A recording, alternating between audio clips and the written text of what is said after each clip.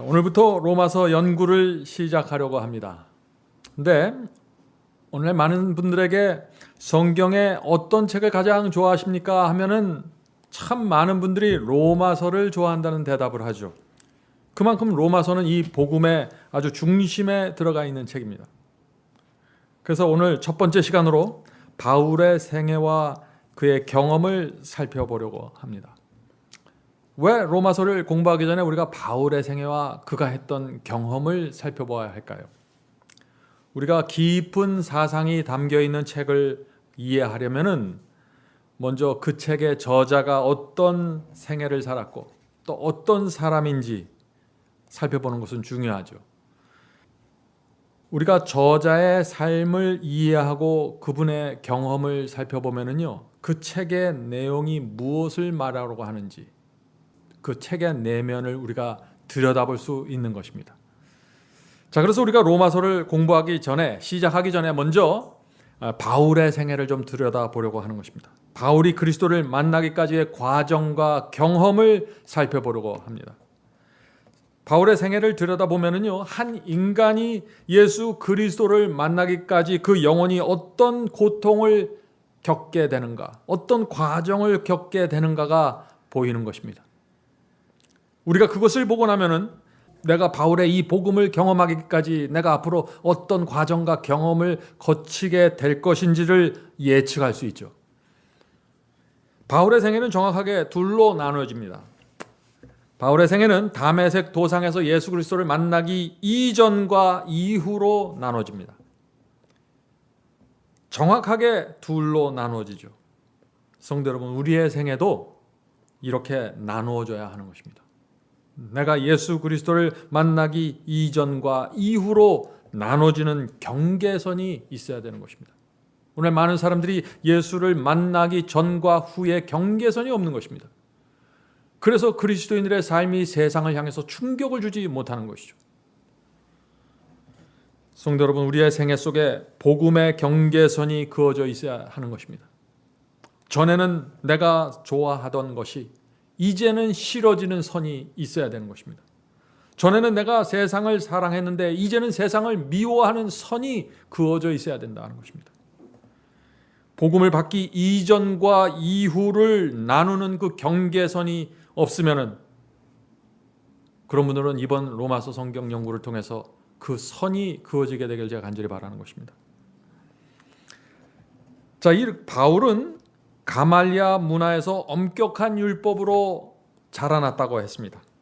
그래서 사도행전 22장 3절에 그 말씀이 있죠. 사도행전 22장 3절입니다.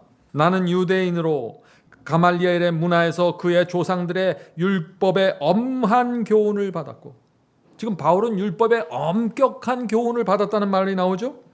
오늘 너희 모든 사람처럼 하나님께 대하여 열심하는 자라. 자, 오늘 많은 분들이 율법으로 교육한다고 하면은 어떻게 생각하십니까? 참 이상하게 바라보죠. 율법으로 교육받고 하나님께 열심히 있는 것이 문제가 될까요?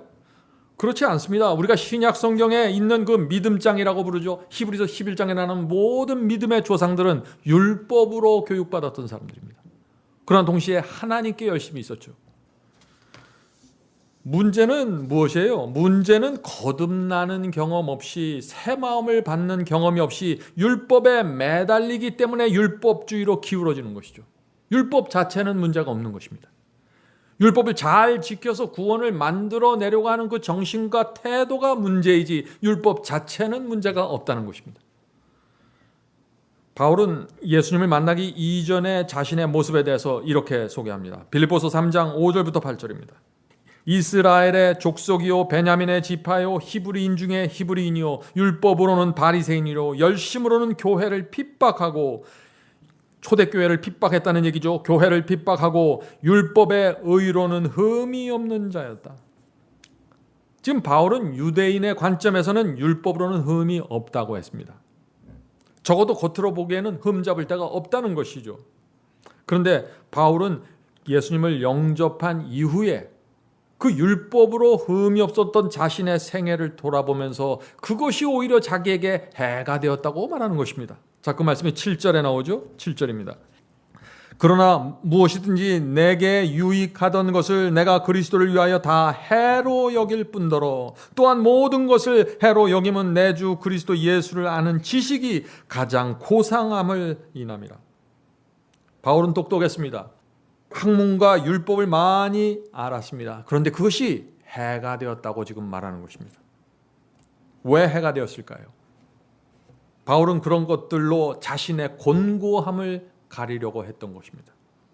그런 것들로 자신의 그 율법의 행위로, 학식으로, 학위로, 바리새인이라는 그 지위로 의의를 쌓아서 구원을 어떻게 잃어볼까 하는 시도를 했던 것이죠. 그래서 바리새인 중에 바리새인이 되려고 노력했는데 어떻게 됐습니까? 결국 구원의 경험으로 들어가지 못했던 것입니다.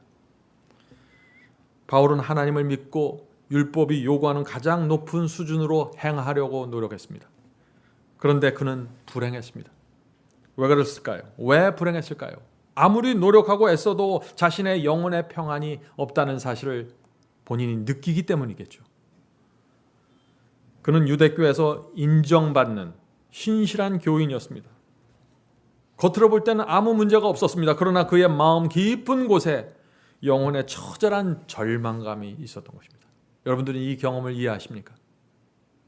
저는 제가 그리스도를 믿었을 때 처음에 정말 율법을 이루기 위해서, 율법에 순종하기 위해서 애쓰고 애썼지만 계속해서 실패하는 경험을 통해서 처절한 실망과 좌절감 속으로 들어갔습니다. 전 바울이 했던 경험 저는 못 되겠지만은 이 바울이 무슨 경험을 했는지 이해할 수 있는 것입니다. 왜 바울의 마음속에 절망감이 있었을까요? 율법을 지키기 위해서 하나님의 뜻을 이루기 위해서 최선을 다하고 애썼는데 참된 구원의 경험이 자신 속에서 이루어지지 않는다는 것을 스스로 알고 있는 것입니다.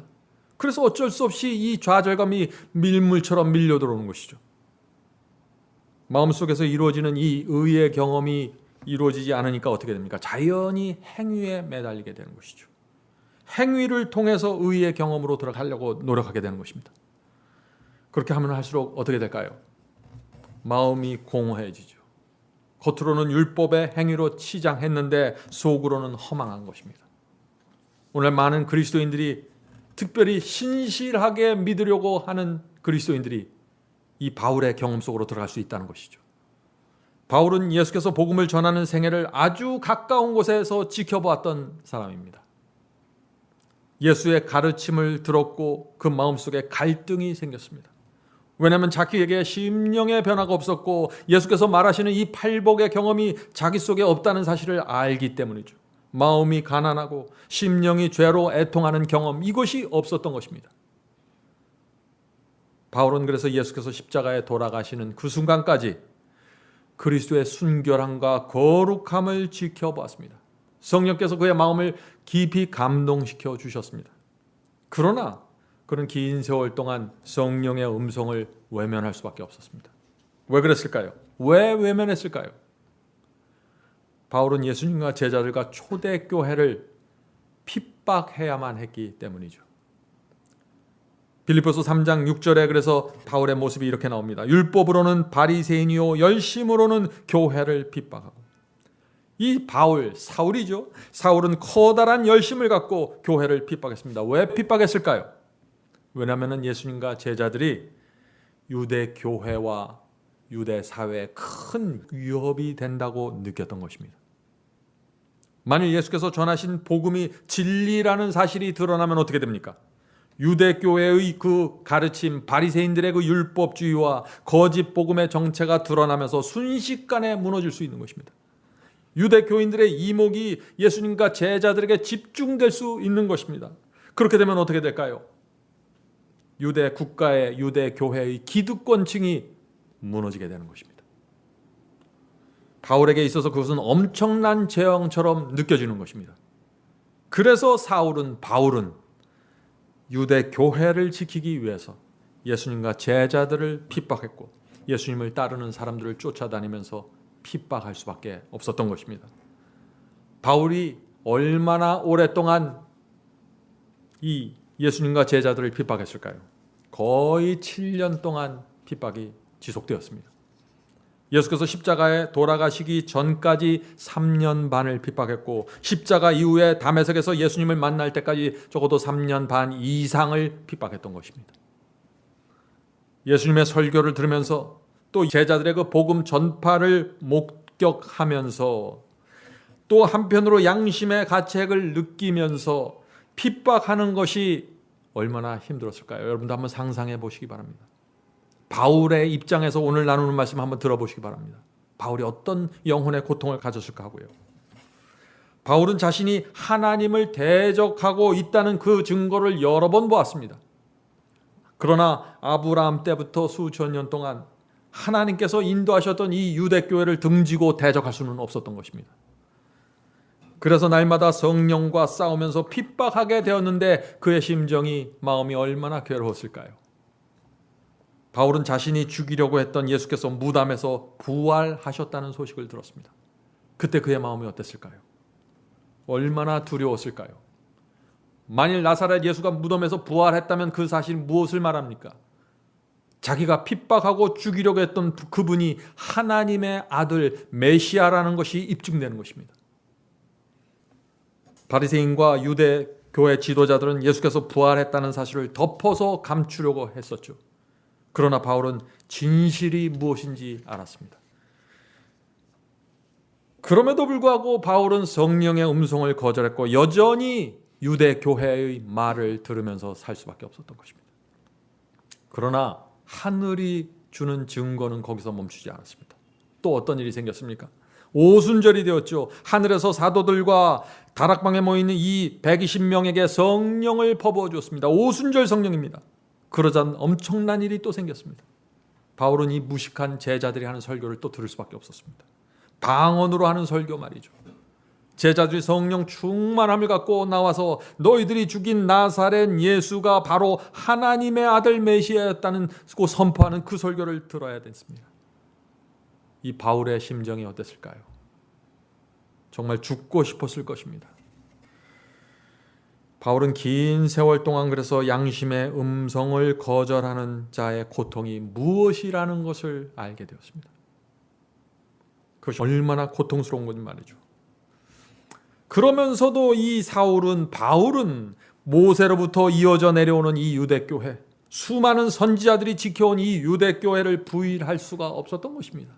한쪽에서는 성령의 음성이 들려오고 한쪽에서는 진리에 대한 확신이 밀려오는데 다른 또 한쪽에서는 교회의 전통과 권위와 유대사회 전체가 주는 인간적인 신뢰가 또 밀려오는 것입니다.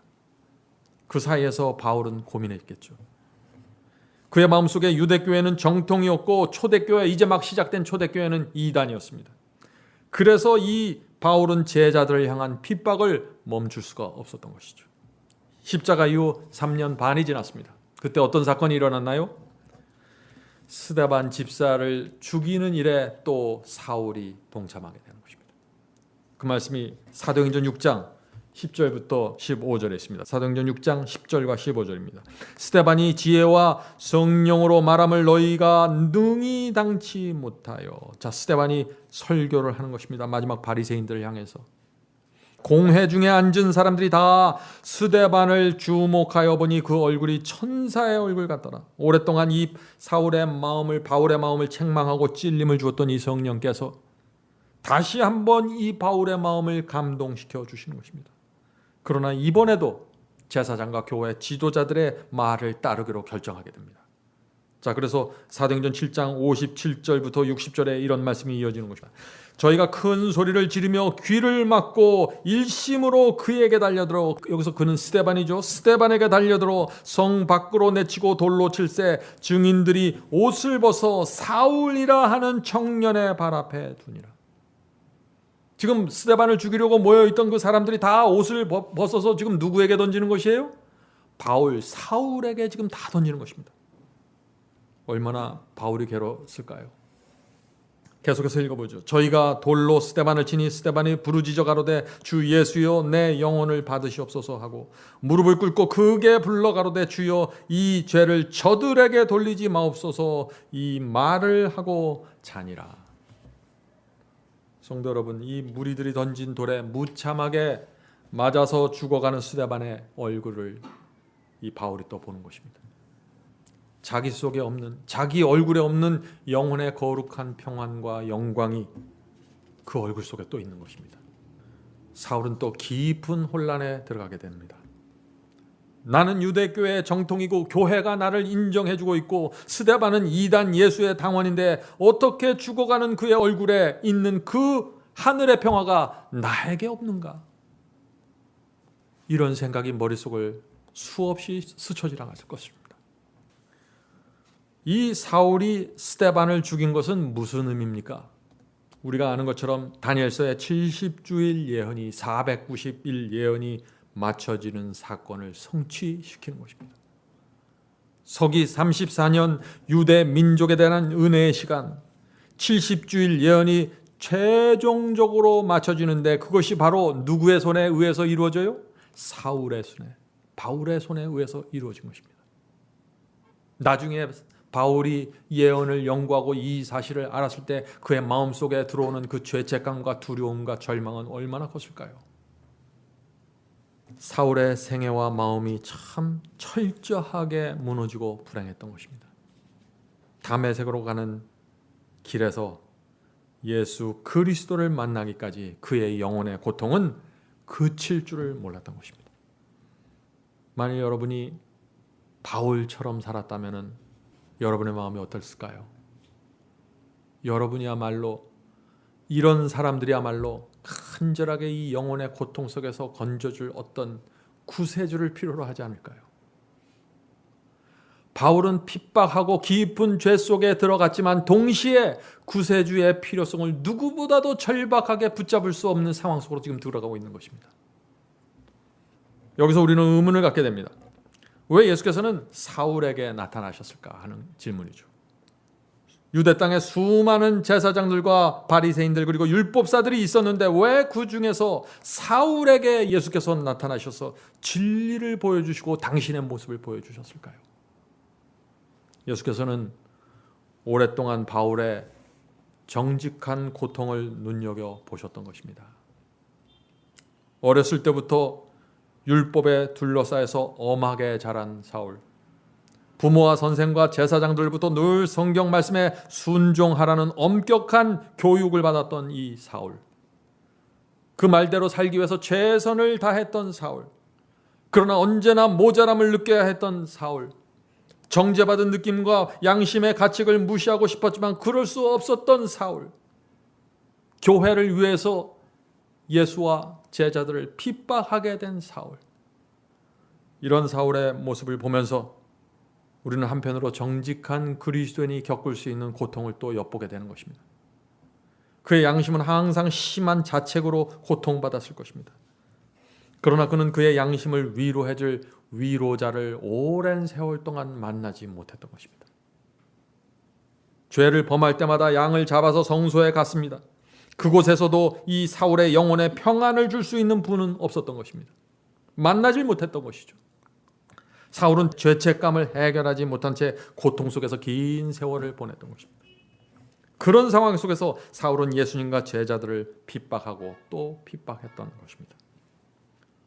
이 사울의 이런 모습이 어떤 면에 있어서 장녀 막달라 마리아나 세리 삭개오 같은 그 죄책감 속에서 천박한 삶을 살면서 한쪽에서는 양심의 고통을 느끼면서 또 다른 쪽에서 하나님께서 하지 말라는 그 율법의 행위를 범하는 이 양면을 가지면서 그 사이에 끼어서 얼마나 오랫동안 그들이 고통을 겪었을까요? 그러나 그들의 정직한 양심이 고통당하는 모습을 성령께서 보시면서 예수께서 아셔서 그들을 찾아왔던 것입니다. 성도 여러분, 우리가 죄를 범할 때 죄에 대한 고통이 있습니까? 아니면 믿기만 하면 된다는 그런 허망한 복음 아래 묻혀서 죄 속에서 평안하십니까? 굉장히 큰 차이죠. 예수께서 바울의 그런 모습을 놓치지 않고 그를 불쌍히 여기셨던 것입니다. 이것이 하나님의 성품입니다. 우리는 다메섹으로 가는 이 사울을 찾아오시는 예수님의 모습을 생각할 수 있는 것이죠. 우리는 이 사울의 생애에서 정말 귀중한 교훈을 배워야 합니다. 죄로 인한 영혼의 고통을 어쩔 줄 몰라서 괴로워하는 성도들, 그런 성도들은 이번 로마서 강의에서 죄로부터 해방되는 복음을 반드시 발견하게 될 것을 제가 믿습니다. 왜냐하면 이 로마서 복음은 그런 분들을 위해서 기록되었기 때문이죠. 그러나 죄에 대한 고민이 무엇이고 죄에 대한 고통이 무엇인지도 모른 채 살아가는 사람들은 어떻게 될까요? 죄 가운데 살고 있지만 양심의 가책도 느끼지 못하고 살아가는 사람들은 어떻게 될까요? 다시 말해서 복음의 필요를 절박하게 느끼지 못하는 사람들이 과연 성경 속에서 복음을 발견할 수 있을까요? 자신의 죄에 대하여 자신의 삶에 대해서 깊은 절망을 느껴보지 못한 사람들이 복음을 이해한다고 해서 그 복음이 주는 평안을 느낄 수가 있을까요? 성도 여러분, 아무나 이 복음과 구원을 만나게 되는 것이 아닙니다.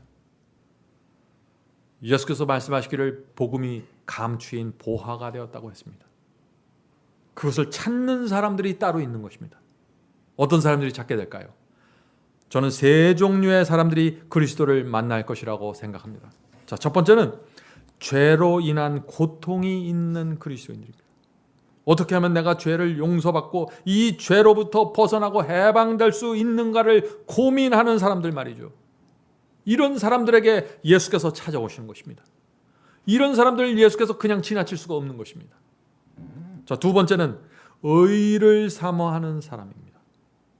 그런 분들은 그리스도를 만나게 됩니다. 의가 무엇이고 그리스도의 의의 옷을 입는 것이 어떤 경험이며 또 그리스도 안에 거하는 경험이 어떤 것인지 정말 알고 싶은 사람들은, 간절함이 있는 사람들은 이 성령의 인도하심을 받게 될 것이다 하는 것이죠. 자, 세 번째는 하나님의 특별한 은혜를 받는 성도들이 복음을 깨닫게 됩니다. 자, 이 특별한 은혜가 어떤 특별한 은혜일까요?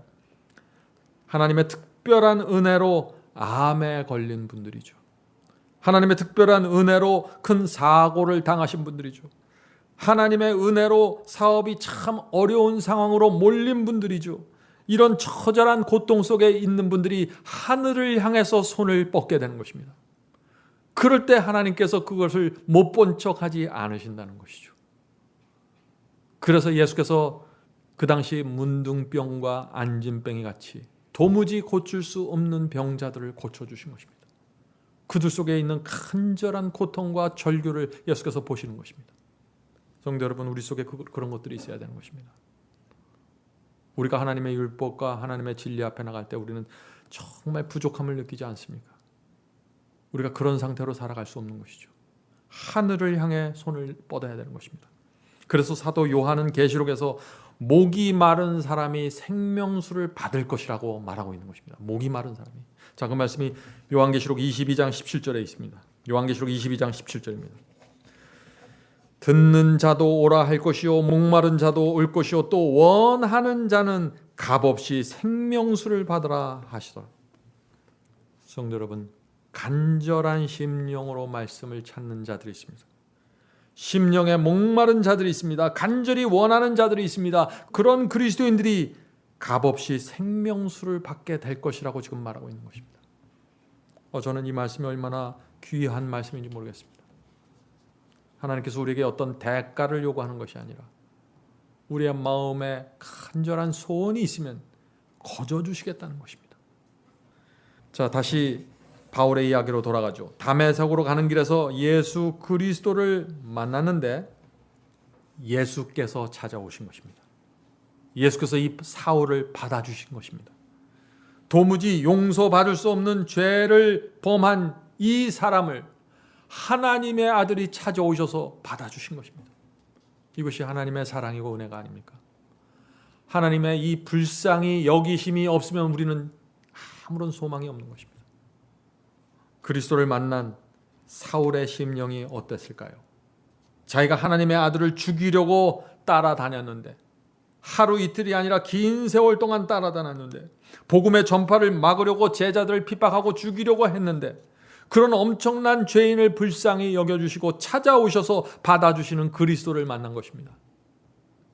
수년 동안 이 영혼의 고통을 갖고 있던 이 바울이, 두려움을 갖고 있었던 이 바울이, 율법의 정죄 속에서 고통당하던 이 바울이 그리스도를 만난 것입니다. 무덤에서 부활하신 그리스도, 하늘로 승천하신 그리스도, 그분께서 내려오신 것입니다. 바울이 어떻게 했을까요? 무슨 말을 하겠습니까? 그저 그 앞에 납작 엎드려서 눈물을 흘릴 수밖에 없겠죠. 이 사울의 마음속에 무엇이 생겼을까요? 그때 말할 수 없는 감사가 생긴 것입니다. 말할 수 없는 감격, 충성이 새겨지는 것입니다. 남은 생애를 하나님과 복음을 위해서 완전히 바쳐야 한다는 생각 외에 어떤 다른 생각을 이 바울이 품을 수 있을까요? 성도 여러분, 이것이 영원한 멸망 속에 들어간 자들이 죄를 사함받고 해방되는 죄사함의 경험입니다. 교회를 수십 년 동안 다녀도 이 경험을 단 한 번도 하지 못하는 사람들이 참 많이 있는 것입니다. 성도 여러분, 이것이 새 마음을 받는 경험입니다. 우리는 로마서에서 이 바울이 만났던 그리스도를 만나야 되는 것입니다. 그러려면 우리도 바울의 고민과 고통이 무엇인지 이해해야 되는 것입니다. 하나님께서 우리 모두를 불쌍히 여겨 주셔서 이번 로마서 강의를 통해서 만나 주시기를 제가 간절히 바랍니다. 이 로마서를 바울이 기록하면서 바울의 감격이 터져 나오는 하나의 장이 있는데 그것이 몇 장일까요? 저는 그것이 로마서 8장이라고 믿습니다. 바울은 로마서 8장에서 놀라운 고백을 합니다. 눈을 감고 우리가 로마서 8장을 여러분들 한번 들어보시면서 명상해 보시기 바랍니다. 바리새인으로 율법에 짓눌리고 성령을 외면하면서 살아온 이 바울의 고통을 느끼면서 이 말씀 속에서 바울의 마음을 좀 만나보시기 바랍니다. 바울이 로마서 8장을 기록할 때 무슨 심령으로 기록하고 있는지 말이죠. 바울을 알아야 로마서가 이해가 되는 것입니다. 로마서 8장 1절부터 17절을 읽어가도록 하겠습니다. 바울이 이 말씀을 기록할 때 가장 크게 외쳤을 것입니다. 그러므로 이제 그리스도 예수 안에 있는 자에게는 결코 정죄함이 없나니. 성도 여러분, 오늘날 수많은 그리스도인들이 로마서 8장 1절을 가장 좋아하죠. 예수 안에 들어가기만 하면 아무리 죄를 져도 정죄받지 않는다는 그런 식으로 해석하면서 말이죠. 바울의 이 말씀이 그런 뜻입니까? 바울의 고통과 생애와 그의 고민을 전혀 이해하지 못하는 것입니다.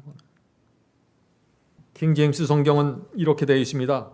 그러므로 이제 그리스도 예수 안에 있는 자에게는 결코 정죄함이 없나니 육체를 따르지 않고 성령을 따름이라. 바울은 얼마나 긴 세월 동안 육체를 따랐습니까? 얼마나 긴 세월 동안 성령을 물리치면서 살았나요? 얼마나 오랜 세월 동안 진리에 대해서 눈을 감고 살았습니까? 그런데 이제는 바울이 육체를 따르지 않겠다고 하는 것입니다. 성령을 따르겠다는 것입니다. 그래서 정죄로부터 벗어나서 그리스도 안에 거하겠다는 것입니다. 이 말씀을 기록할 때 바울이 얼마나 감격스러웠을까요? 긴 세월 동안 이 고백을 얼마나 하고 싶었을까요? 바울은 7년 이상 정죄를 받으면서 살았는데 그리스도를 만난 이후 바울은 주님의 말씀 밖으로 나가 정죄받는 삶으로 돌아갈 수 없었던 것입니다. 돌아가기 싫었던 것입니다. 바울은 성령의 호소를 거절할 수 없는 사람이 된 것입니다. 계속해서 읽어보죠. 이는 그리스도 예수 안에 있는 생명의 성령의 법이 죄와 사망의 법에서 너를 해방하였습니다. 5절입니다.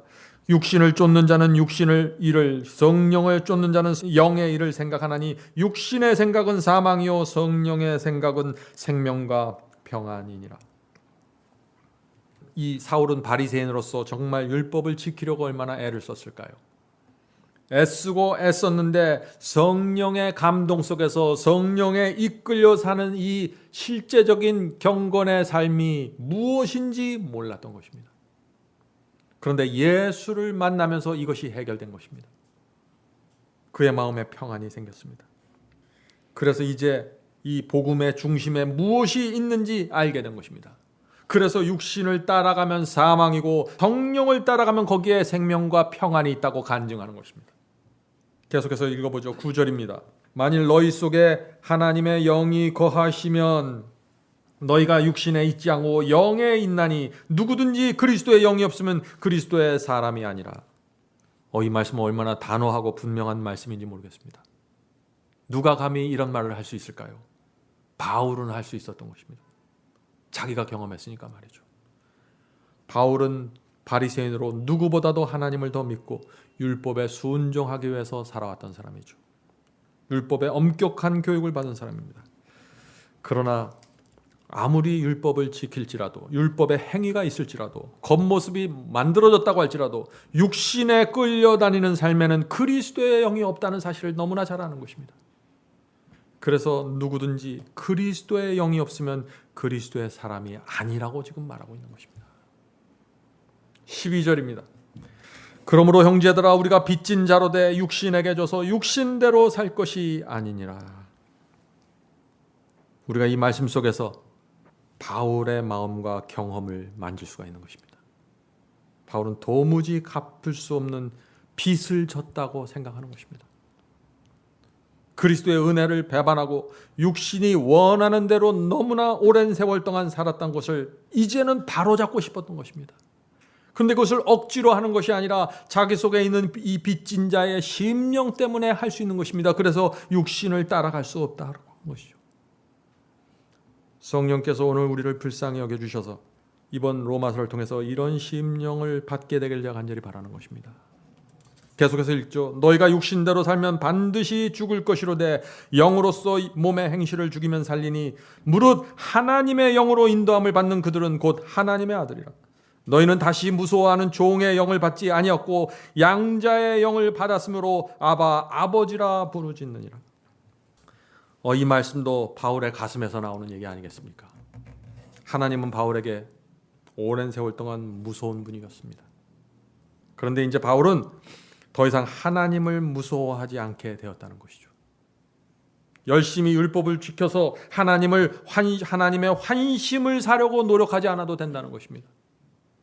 왜 그럴까요? 바울의 마음속에 하나님을 나의 아버지라고 부를 수 있는 심령이 생긴 것입니다. 양자의 영을 받게 된 것이죠. 우리도 이 양자의 영을 받아야 됩니다. 이것이 바울이 경험한 칭의의 경험입니다. 빚진 자의 심령, 양자의 영을 받는 이 경험, 칭의의 경험입니다. 계속해서 읽어보죠. 로마서 8장입니다. 성령이 친히 우리 영으로 더불어 우리가 하나님의 자녀인 것을 증거하나니. 성령께서 우리에게 증거해 주시는 것입니다. 빚진 자의 심령을 갖고 양자의 영을 받으면 성령께서 우리 속에 와서 말해 주신다는 것입니다. 하나님의 자녀인 것을 증거하시나니 자녀이면 또한 후사 곧 하나님의 후사요 그리스도와 함께한 후사니 우리가 그와 함께 영광을 받기 위하여 고난도 함께 받아야 될 것이니라. 바울의 믿음이 지금 어디까지 와 있습니까? 하나님의 영광을 위해서 고난도 마다하지 않겠다는 신앙으로 거기까지 온 것입니다. 로마서를 통해서 우리도 이 신앙까지 나가야 되는 것입니다. 우리가 로마서의 연구를 통해서 로마서 8장의 경험까지 가는 것을 목적으로 삼고 지금 우리가 진행하는 것입니다. 하나님을 위해서 육체의 정욕을 부인하고 고난까지 받는 것, 복음은 우리를 거기까지 인도한다는 것이죠. 오늘날 기독교에서 흔하게 나눠주고 있는 통속적인 복음과 그런 믿음에 비하면 이 로마서가 얼마나 다른 복음을 우리에게 말하고 있습니까? 바울의 이런 순수한 신앙 때문에 그는 로마 황제의 핍박 속에서 매를 맞고 감옥에 갇히고 배가 난파하면서도 소아시아와 유럽을 돌아다니면서 복음을 전파할 수 있다는 것입니다. 고난을까지 감당할 수 있는 이 믿음을 받았기 때문에 그런 거죠. 성도 여러분, 이것이 바로 복음의 능력입니다. 저도 이 복음의 능력을 사모합니다. 이것이 없으면 우리의 그리스도인의 생애가 무슨 의미가 있을까요? 자, 지금까지 우리는 이 바울이 어떤 과정을 통과하면서 복음을 받게 되었는지 살펴봤습니다. 이제 로마서로 들어가 보도록 하겠습니다. 자, 어떤 율법사가 예수님을 찾아와서 이렇게 얘기했죠. 내가 무엇을 해야 영생을 얻겠습니까? 라고 물어봤을 때 예수께서 무엇이라고 대답하셨나요? 누가복음 10장 25절 26절입니다. 누가복음 10장 25절 26절.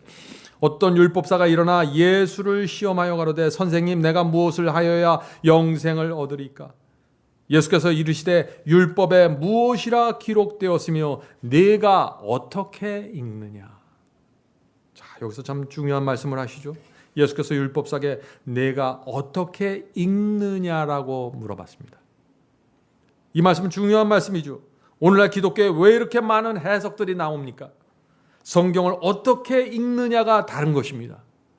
로마서를 공부하면서 마찬가지죠. 로마서를 어떻게 읽느냐에 따라서 전혀 다른 길이 생기는 것입니다. 로마서를 어떻게 읽느냐에 따라서 전혀 다른 신앙으로 갈 수 있고 전혀 다른 경험으로 갈 수 있는 것입니다.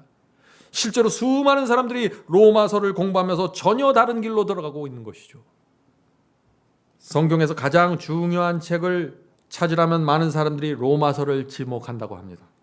그래서 많은 사람들이 로마서를 실제로 공부하고 있습니다.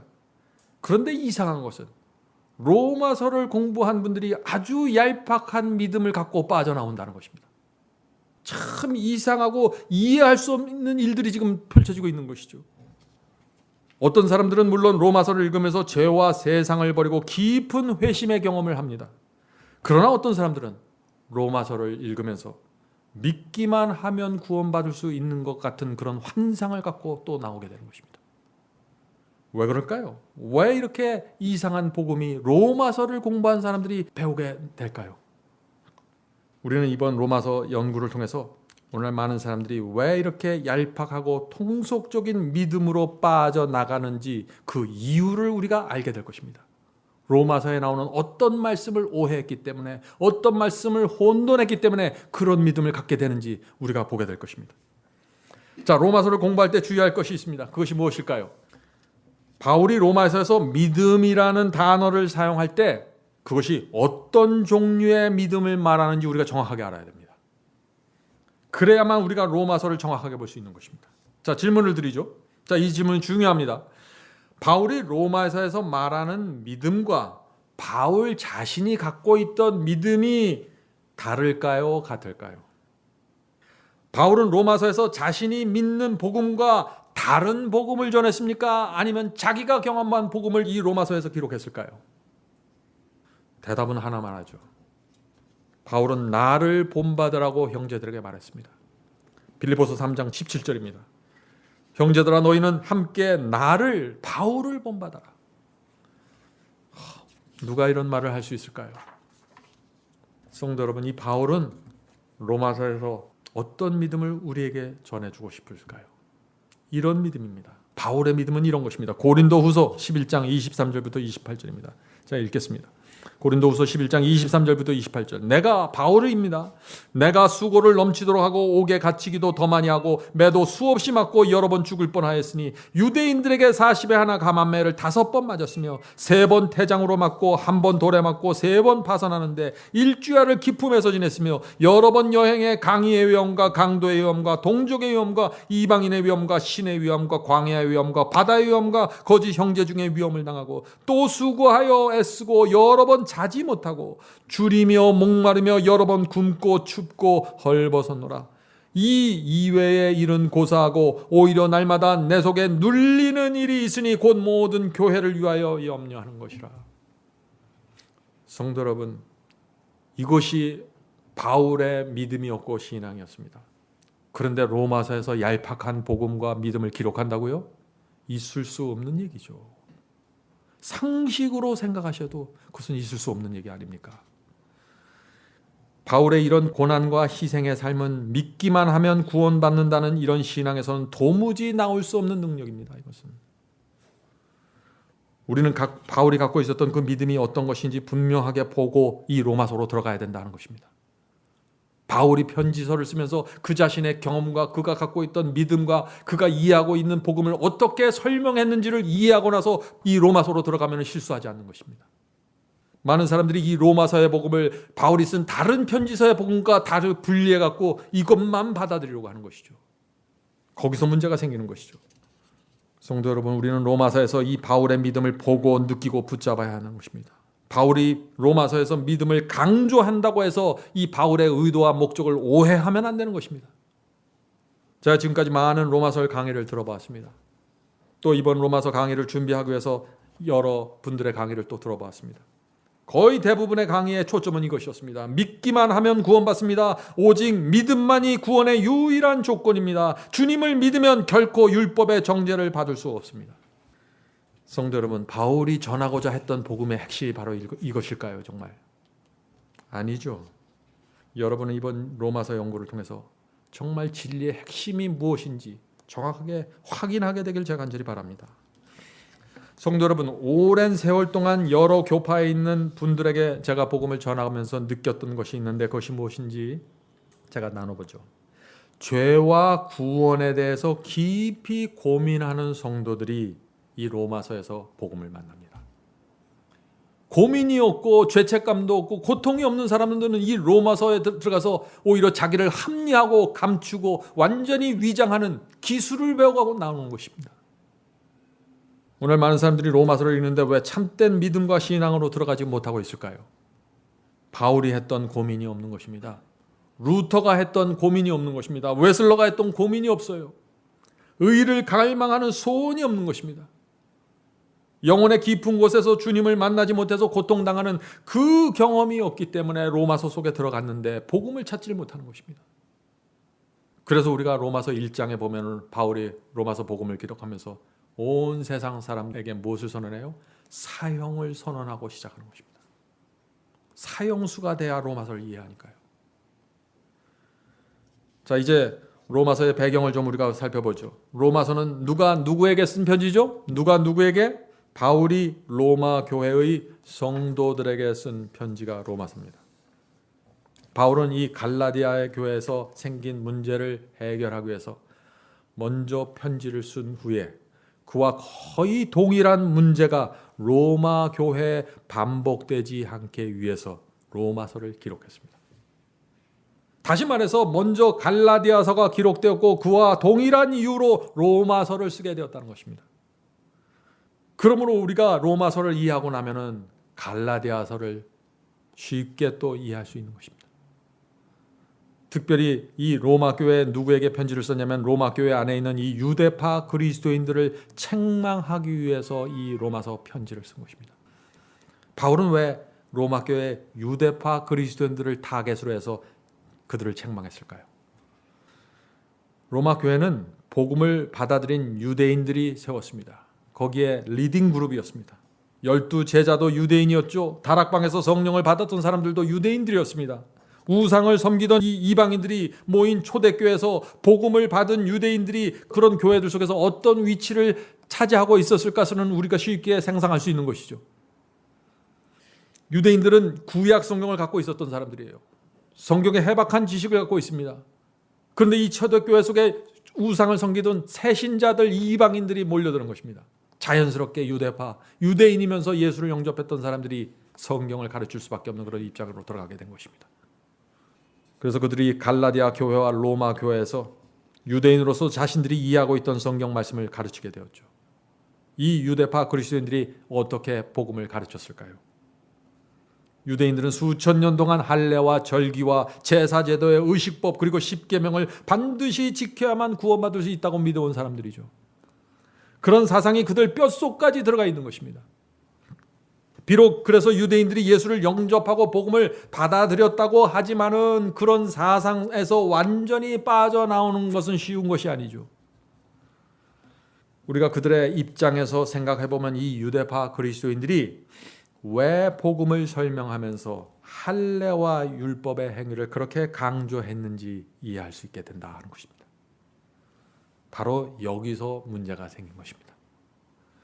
로마 교회는 예수를 영접한 유대인들과 새롭게 하나님을 믿으려고 초대교회를 찾아오는 이방인들로 구성되었는데 지금 이 두 그룹 사이에서 문제와 갈등이 생겼다는 것입니다. 어떤 문제일까요? 인종 문제일까요? 아니죠. 피부색 문제가 아닙니다. 이것은 율법과 구원에 대한 이해의 차이 때문에 생긴 문제입니다. 그 갈등 때문에, 이해의 차이 때문에 로마 교회가 지금 둘로 사상적으로 나누어져 가고 있는 것입니다. 그것을 염려한 바울이 편지를 쓴 것입니다. 한 무리는 예수를 영접한 이방인들이죠. 다른 한 무리는 예수를 영접한 유대인들이라는 것이죠. 자, 이 유대파 그리스도인들이 어떻게 생각을 했을까요? 이들은 믿음으로만은 좀 부족하다고 생각했던 것입니다. 믿음으로만 구원받는다는 것은 있을 수 없다고 생각했던 것이죠. 그들은 자신의 조상들처럼 믿음의 할례와 같은 율법의 행함을 더해야만 구원을 확실하게 받을 수 있다고 생각한 것입니다. 그래서 그들이 믿었던 구원의 공식이 무엇입니까? 믿음 플러스 행함 이퀄 구원이었어요. 믿음에다 행함을 더해야 구원이 이루어진다는 것입니다. 비슷할 것 같지만 전혀 빗나간 공식입니다. 바울은 이방인들에게 십자가의 복음을 전하기 위해서 총력을 기울였는데, 이 유대파 그리스도인들은 이방인 그리스도인들에게 무엇을 가르쳤어요? 유대교식 구원론을 가르치고 강요했던 것입니다. 그래서 바울이 로마서에서 바로 그런 사상을 교정하려고 시도했던 것입니다. 그러니까 로마서에는 무엇이 강조될 수밖에 없어요? 믿음이 강조될 수밖에 없는 것입니다. 그래서 로마서에서는 율법의 행위가 책망받는 장면들이 나오는 것입니다. 성도 여러분, 로마 교회 상황이 이해되시나요? 이것을 이해하고 로마서를 읽어야 문제가 생기지 않는 것입니다. 자, 이런 상황에서 바울이 로마서를 썼으니 무엇을 강조했을까요? 여러분 이제 쉽게 짐작할 수 있죠? 로마서는, 이 바울은 믿음을 강조하면서 율법의 행위로는 구원받을 수 없음을 설명할 수밖에 없었던 것입니다. 바울이 율법을 무시해서 그렇게 썼을까요? 아닙니다. 우리가 로마서를 보면서 우리가 그것을 충분히 확인할 수 있습니다. 바울이 율법을 무시했기 때문에 믿음을 강조한 것이 아니라 복음에 대한 이 유대파 그리스도인들의 이해를 바로잡기 위해서 믿음을 강조했다는 것입니다. 오늘날 로마서를 공부하는 많은 분들이 이 점을 놓치고 나서 로마서로 돌아가니까 문제가 생긴다는 것이죠. 그래서 바울이 로마서에서 이런 말씀을 강조하는 것입니다. 로마서 3장 28절이죠. 로마서 3장 28절. 그러므로 사람이 의롭다 하심을 얻는 것은 율법의 행위에 있지 않고 믿음으로 되는 줄 우리가 인정하노라. 그렇죠. 사람들이 오늘 많은 분들이 이런 말씀에 초점을 맞춰서 보는 것입니다. 그러나 바울이 로마서를 기록한 이유와 의도를 놓치면 안 됩니다. 로마서를 읽으면서 큰 오해에 빠지게 되는 것입니다. 제가 오늘 이것을 계속 강조합니다. 오늘 서론이기 때문에 로마서를 공부할 때 우리가 빗나가면 안 되는 것입니다. 자, 바울은 믿음을 강조했지만 동시에 유대 교인들, 특별히 이방인들이 또 유대인들이 올바로 복음을 이해하도록 하기 위해서 항상 밸런스와 균형을 맞춰주는 말씀을 넣어주었습니다. 이 로마서 안에. 그 말씀이 어디에 있나요? 로마서 3장 31절에 있죠. 로마서 3장 31절. 그런즉 우리가 믿음으로 말미암아 율법을 폐하느뇨. 지금 3장에서 믿음을 강조하다가 3장 마지막 절에 와서 다시 균형을 잡아주는 것입니다. 그러므로 우리가 믿음으로 말미암아 율법을 폐하느뇨? 그럴 수 없느니라. 도리어 율법을 굳게 세우느니라. 자, 이 말씀은 무엇인가요? 믿음 플러스 행함이 구원이 아니라 정말 믿음을 가지면은 순종이 나온다는 것입니다. 순종과 행함은 믿음의 열매지 믿음에다 행위를 더해서 구원을 만들어내는 것이 아니라는 것을 지금 말하고 있는 것이죠. 이해하시겠습니까? 이것이 복음의 균형입니다. 구원은 믿음으로 받는 것이지만 참된 그 믿음을 갖고 있는 성도들은 하나님의 계명에 순종하는, 말씀에 순종하는 열매가 굳건하게 맺어진다는 것입니다. 얼마나 정확한 진리입니까? 그러므로 믿음이 분명해질수록 그 사람의 생애 속에 무엇이 굳게 세워져요? 율법이 굳게 세워진다는 것입니다. 순종이 굳게 세워진다는 것입니다. 믿음과 순종은 분리하는 것이 아닙니다. 하나님을 믿는다고 하면서 하나님의 말씀을 따르지 않는 것이, 이런 믿음이 세상에 어디 있어요? 너무나 정상적이고 당연한 얘기를 지금 하고 있는 것입니다. 야고보서 2장에 이런 말씀이 있는 것입니다. 야고보서 2장 17절 18절입니다. 행함이 없는 믿음은 그 자체가 죽은 것이라. 혹이 가로되 너는 믿음이 있고 나는 행함이 있으니 행함이 없는 내 믿음을 내게 보이라. 나는 행함으로 내 믿음을 내게 보이리라. 지금 야고보가 무슨 말을 하는 거예요? 어떤 사람이 믿음이 있다고 하면서 행함이 없어요. 순종하지 않습니다. 계명을 지키지 않습니다. 그런 사람들을 향해서 이 야고보가 나는 내가 행함을 통해서 내 속에 믿음이 견고하게 있다는 사실을 내가 보여주겠다. 믿음이 없다는 얘기가 아니죠. 성도 여러분, 이 믿음과 행함의 균형, 믿음과 순종의 균형을 이해하시겠습니까? 자, 이제 다음 단계로 넘어가겠습니다. 로마서의 구조를 이제 간단하게 좀 살펴보죠. 로마서의 전체 구조가 어떤 식으로 되어 있는지. 자, 한국을 대표하는 미술관 가보면 그 정문에 국립미술관이라는 간판이 그 정문 위에 크게 걸려 있습니다. 근데 그 정문을 지나서 미술관 안으로 들어가면은 어떻게 되어있어요? 여러 개의 방으로 되어 있죠. 여러 층으로 되어 있습니다. 각 방마다 그래서 들어가 보면 주제별로 같은 주제를 가진 그림들이 걸려 있는 것이죠. 로마서도 그렇게 되어 있습니다. 로마서는 거대한 미술관과 같아서 로마서 이 정문 1장에는 어떤 제목이 붙어 있냐면요. 복음이란 무엇인가? 복음은 능력이다라는 간판이 붙어져 있어요. 우리가 로마서 1장을 공부하면서 그것을 확인하게 될 것입니다. 로마서는 그래서 참된 복음이 무엇인가를 보여주는 책입니다. 로마서는 믿음이 무엇인가를 보여주는 책이 아니에요. 로마서는 복음이 무엇인가를 보여주는 것입니다. 복음을 보여주기 위해서 믿음을 보여주고, 복음을 보여주기 위해서 율법을 보여주고, 복음을 보여주기 위해서 이 두 개가 어떻게 역사해지는지를 보여주는 것이죠. 미술관 건물에 들어가 보면 방마다 다른 미술품들이 있죠. 어떤 방에 들어가면 현대 미술이 주제로 걸려 있고, 어떤 방에는 중세기의 그림들이 주제로 걸려 있는 것입니다. 이 방마다 서로 다른 주제의 그림들이 걸려 있지만 모든 그림은 결국에는 예술이 무엇인가, 이 미술이 무엇인가 하는 것을 보여주는 데 초점을 맞추고 있는 것입니다. 로마서도 마찬가지입니다. 로마서에 들어가 보면은 그 안에 여러 개의 방으로 되어 있습니다. 어떤 방은 정죄의 방이고, 어떤 방은 율법의 방이고, 어떤 방은 믿음의 방이고, 어떤 방은 은혜의 방이고, 어떤 방은 순종의 방입니다. 그래서 각 방이 서로 다른 것을 말하는 것처럼 보이는 것입니다. 그래서 많은 사람들이 로마서를 읽으면서 오해하는 것이에요. 그래서 정죄방을 들어갔다 온 사람은 정죄만 얘기하고, 믿음방에 들어간 사람은 믿음만 강조하는 것입니다. 그러면 안 되죠. 각 방이 말하고 있는 전체의 그림을 놓고 복음을 얘기해야죠.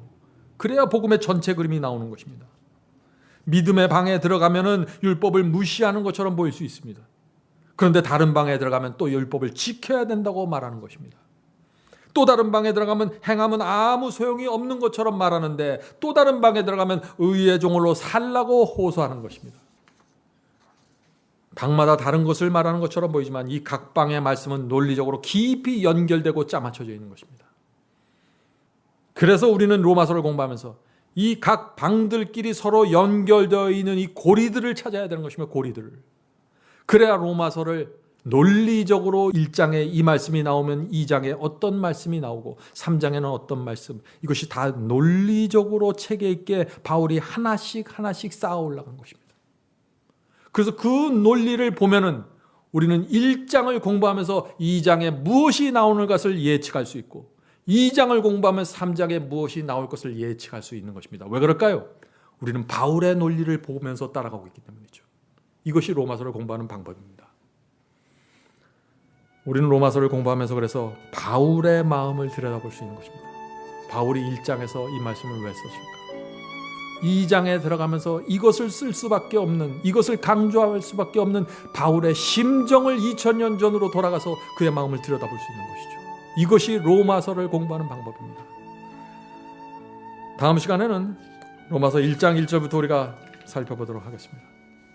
오늘 로마서를 시작하면서 바울의 생애를 봤고 로마서 전체의 구조를 우리가 살펴봤습니다. 하나님께서 우리를 이 로마서가 끝날 때까지 성령으로 진리로 인도해 주시길 제가 간절히 바랍니다. 하늘에 계신 아버지, 우리가 로마서를 통해서 바울이 만난 예수를 만날 수 있도록 도와주시옵소서.